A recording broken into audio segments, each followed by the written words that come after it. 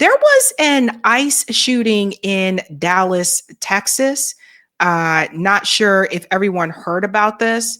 Kash Patel is getting criticism once again for rushing to release information that apparently had not been confirmed as evidence at that point in time.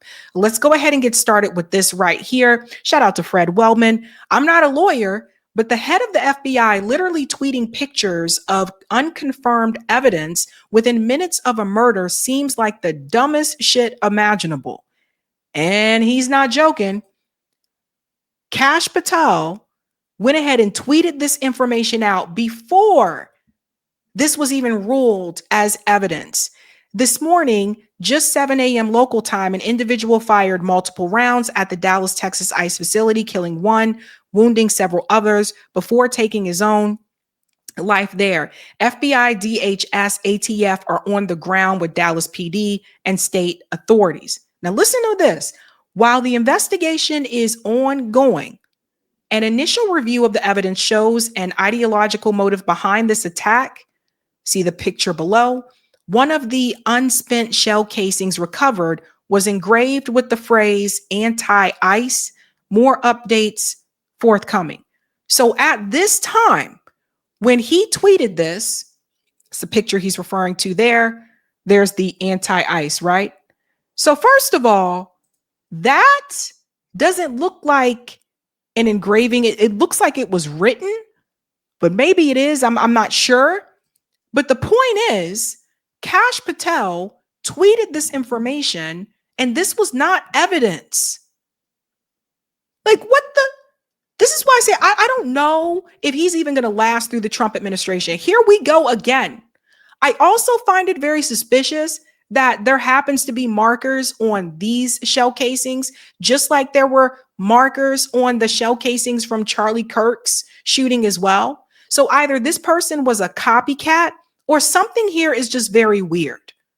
There's also more, right? So a lot of people were saying that he went after ICE officers. That's actually not who was shot.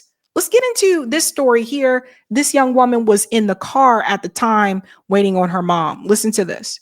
With my sister praying, she said. At least 3 people shot.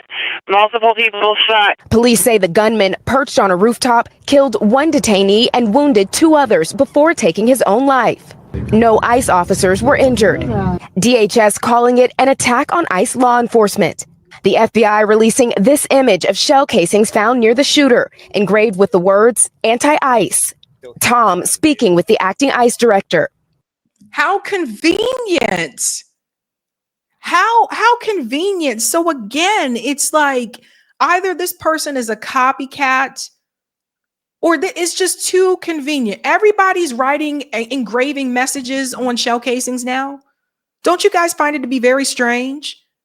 Just not too long after Charlie Kirk shooting and there was engravings there. I don't know.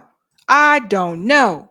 There were some brave men and women on the ground that went into those vans, were pulling those detainees out while they're under fire. And they were all shot while they were in the vehicle? They were shot while they were in the vehicle, right. So the shooter obviously didn't know who was in the vehicle. He was just randomly shooting at windows into vehicles that he already seen down there. The agency releasing images of bullet holes in a window and American flag inside the facility. Authorities say the gunman fired multiple rounds from the top of that building into this ICE facility a few hundred yards away. Pause. This is what also doesn't make any sense to me. If he had anti-ICE engraved on the shell casings, why would he take the risk of just shooting inside the facility, not knowing whether or not he would actually end up hitting an ICE agent, right? Or a detainee? Why would you take that risk? Who exactly was he trying to target? Because to me, that does not make any sense. Let's go on. Tonight, NBC News has learned the shooter is 29-year-old Joshua John, according to multiple senior law enforcement officials. John's brother described him to NBC News as unique without elaborating, saying he didn't have strong feelings about ICE as far as I knew, and that he was not a marksman, that's for sure. It comes as DHS says there's been a 1,000% increase in violence against ICE officers. Everybody see what's happening here, right? Margatina says another crazy person, question mark. I don't know. But the narrative around this is just very bizarre, right? So there's something else I want to show you here as well. 29-year-old would just give their whole life away like that for this. Why would you even take that chance? So the Dallas shooting suspect left anti-ICE notes, but wasn't part of any specific group. This is coming from the officials.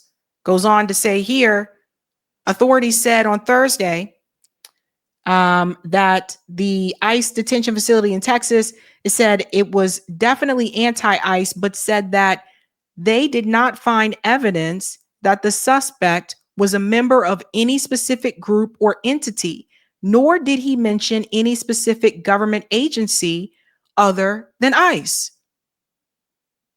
But people came to all these conclusions. Like I watched this unfold yesterday and people were saying, oh, he's part of that group. He's part of this group, part of that group. You don't know that. But again, this speaks to the lack of transparency from the FBI director, from Kash Patel. Again, just putting things out there before it was even classified as evidence. What are you doing? Goes on to say here, the shooting described by the FBI as coming after a high degree of, they said it was a high degree of planning. It occurred early Wednesday at a facility in Dallas with a spray of bullets fired from a rooftop, hitting a building and an ICE transportation van, killing one ICE detainee who was inside the vehicle and badly injuring two others. So none of the ICE agents were shot. The people who were shot were detainees. One of them died, the other two injured. So where people say, well, maybe the officer said, oh, he was just shooting anywhere. He don't know who's, but why would you take that chance?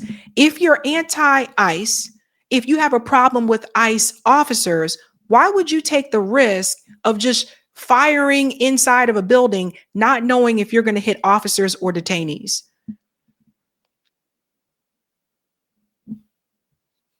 Two of them died now. Miranda said, I think two died, Sabby. Oh boy.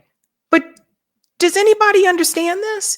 It goes on to say here, notably, these loose notes included a game plan of the attack and target areas at the ICE facility.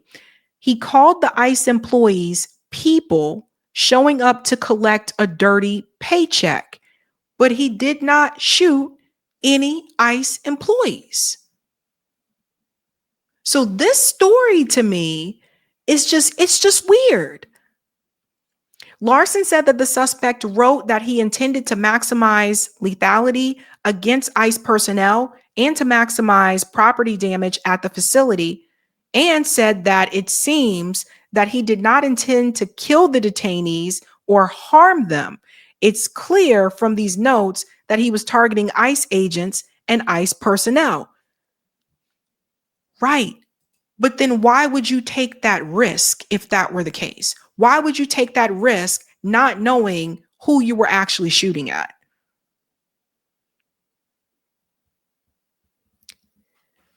It's just very weird. This is one of those ones where I'm just kind of, where is all this coming from all of a sudden?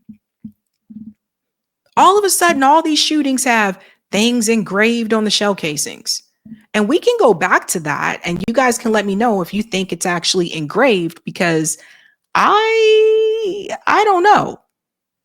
I mean, to me, it looks like it was written on there. I don't know. And it's only on this one, not on the others. Like, it's like right there. It's just a lot of things to me just are not passing the smell test these days.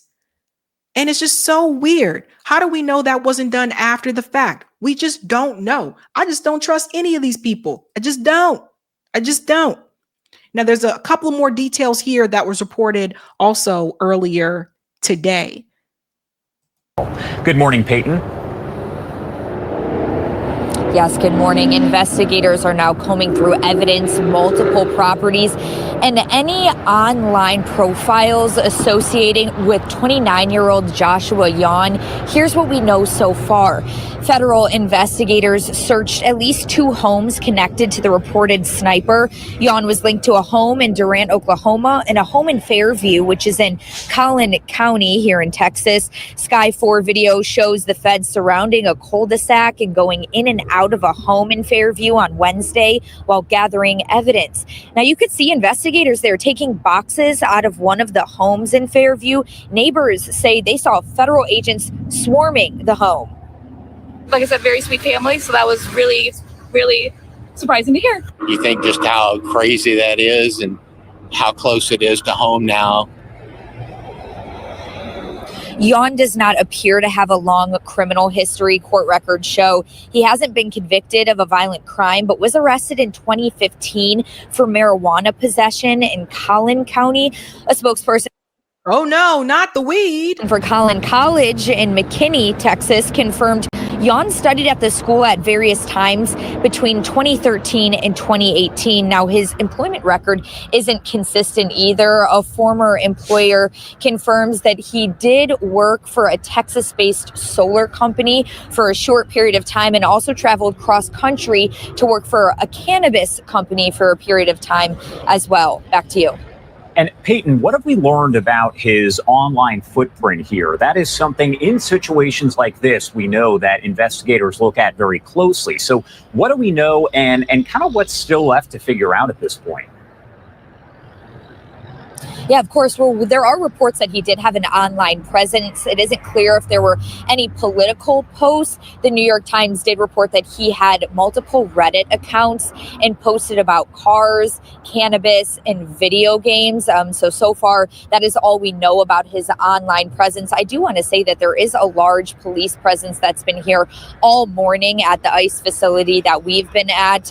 So we're still waiting for an update on information in that investigation. He talked about cars, weed, and video games. I don't know what's going on, guys. I don't know what is up around these here parts. But it's just strange. All of this to me is just strange. I don't know.